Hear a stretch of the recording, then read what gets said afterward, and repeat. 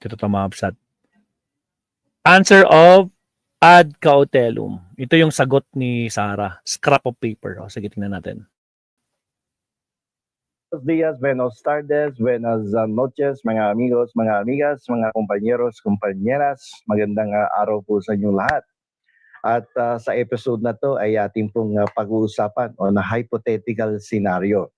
Ang isang impeachment trial, no, specifically addressing the defense that there was a violation of the one-year bar rule. So, bukod dyan sa depensa ng impeached public official, ating pong tatalakayin, ano naman kaya yung counter-arguments ng House Prosecution Team, yung mga nagre-reklamo. Pero puntahan muna natin sandali itong depensa ng impeached public official na nagsasabi na ang reklamo laban sa kanya ay kinakailangan ng ibasura ng impeachment court at hindi na kailangan magkaroon pa ng trial sa pagkakataon na to sapagkat binayolate ng House Prosecution Team yung one-year bar rule. So pupuntahan natin yung counter arguments na potential na i-raise ng House Prosecution Team.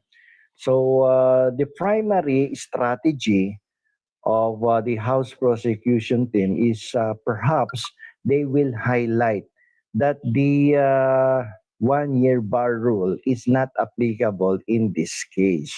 Definitely, ako'y naniniwala that would be the primary strategy of the House Prosecution Team, no, in this hypothetical scenario.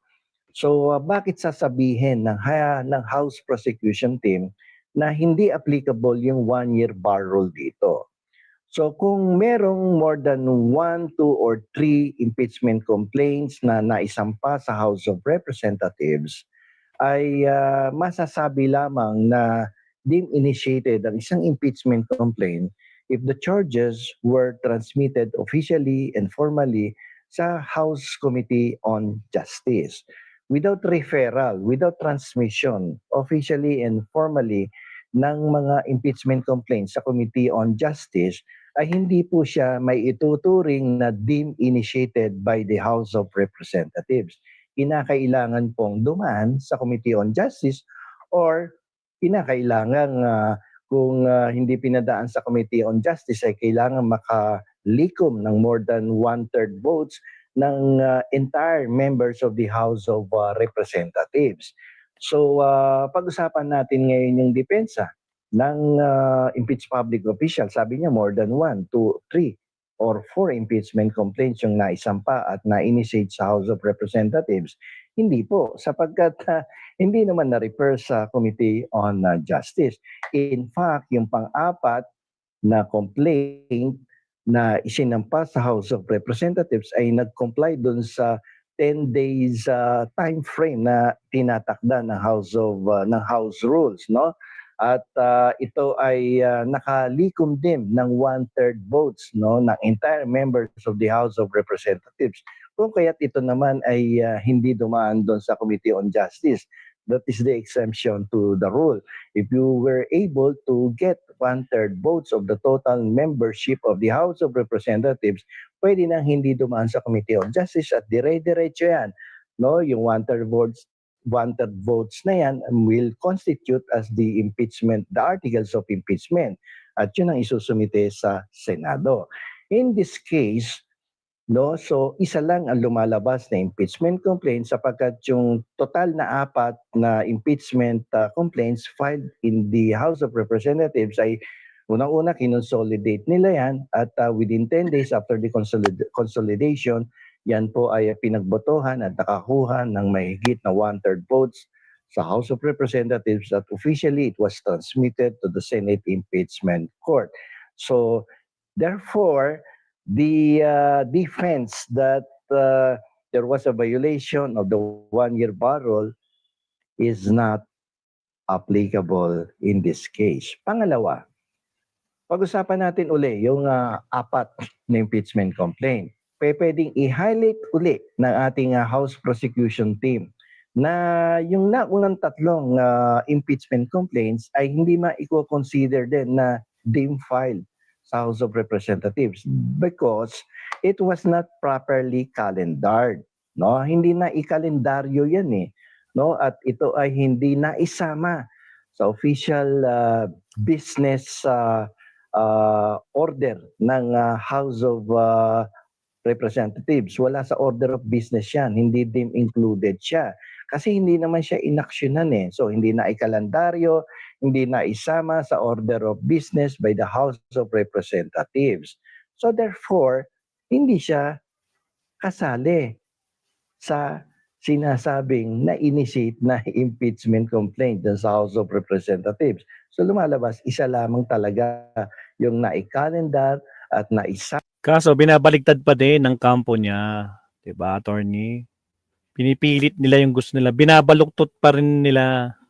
Kasi nga takot na takot. Tama sa order of business sa House of Representatives. Okay, so dalawa na yan na pwedeng maging key arguments ng ating House prosecution team. At pag yan ay na-highlight nila, definitely yung constitutionally, pagiging constitutional ng pag-transmit ng impeachment complaint sa Senado ay maituturing na sumunod, no, sa lahat ng regulasyon ng House of Representatives, sa lahat ng pinag-uutos ng ating saligang batas, at hindi maaaring payagang masunod ang kahilingan ng nasasakdal na ibasura ang impeachment complaint at ituring itong isang scrap of paper lamang. Sapagkat Oops, tarangan tayo, mabsat.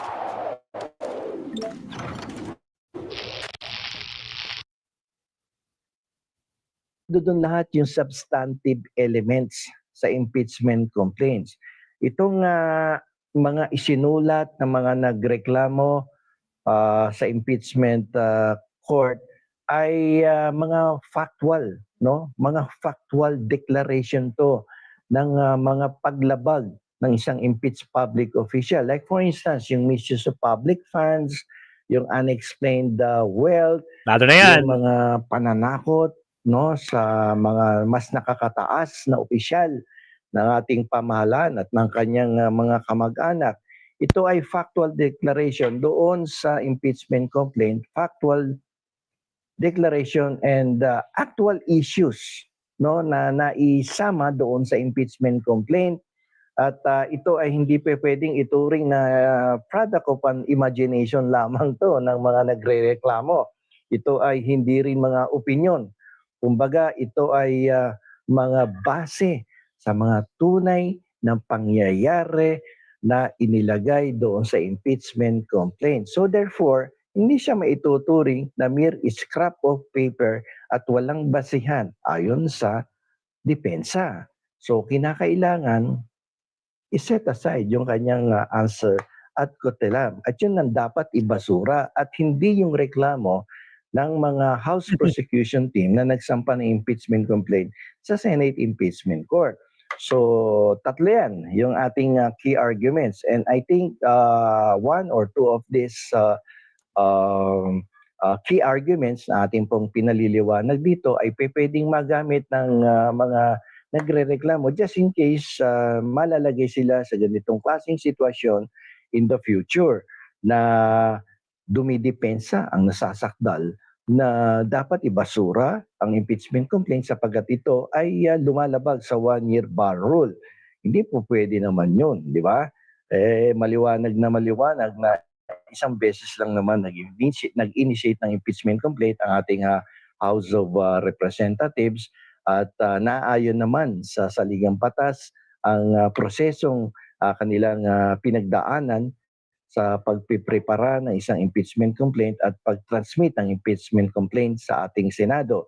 At hindi yan isang mere scrap of paper sapagkat lahat ng aligasyon na idineklara sa impeachment complaint ay base sa actual facts, base sa mga aktual na issues na lumabas doon sa impeachment complaint. Katulad, ulitin ko bilang final parting words natin, katulad ng misuse of public funds, katulad ng unexplained wealth, katulad nung pagbabanta sa buhay ng mga nakakataas na opisyal, katulad ng betrayal of public trust at culpable violation of the Constitution.